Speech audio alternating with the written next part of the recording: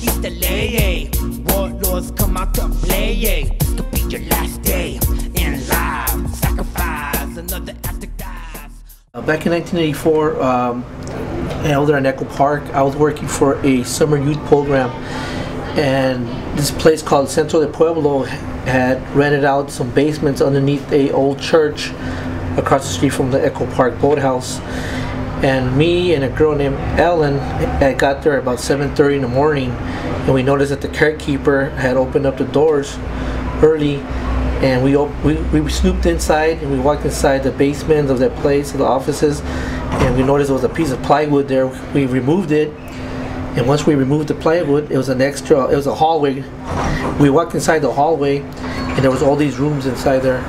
Inside the room, we noticed there was a lot of antique furniture and stuff like that, so we were just busy staring at everything down. By the time we knew it, there was an older gentleman dressed classy, like in his 1940s. I'm going to say the older gentleman was about 80 years of age, and we noticed that he was standing right in front of the door. As we stared at him, my friend Alan told him, "Hey, how you doing, sir?" But he didn't say a word. By the time he knew it, he stepped back and he made a left turn into the hallway and walked away.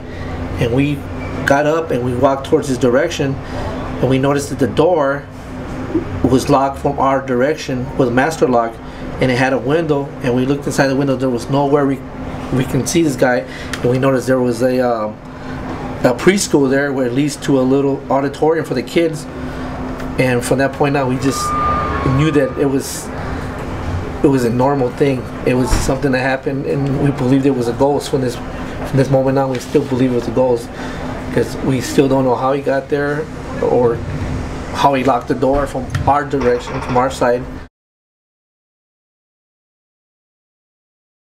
There was no sight of him, and we both like freak out. We didn't run or anything.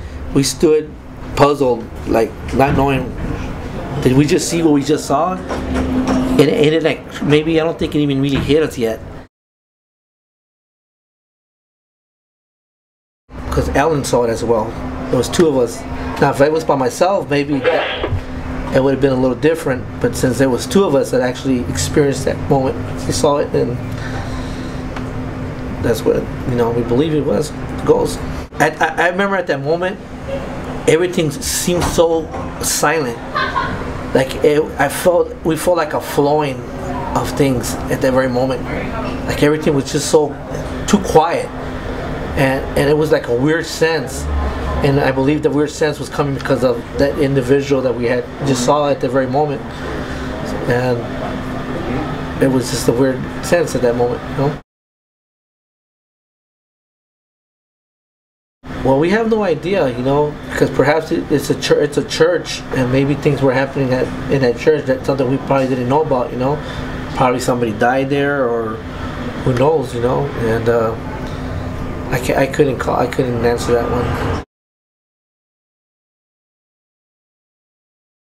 It felt kind of like a little awkward, I remember, because after we saw it, I felt my inside of my stomach and my chest there, I remember I felt like if it was compressed. I felt as if, wait a second, I was really hit by something I would have never thought I would see until that very moment. So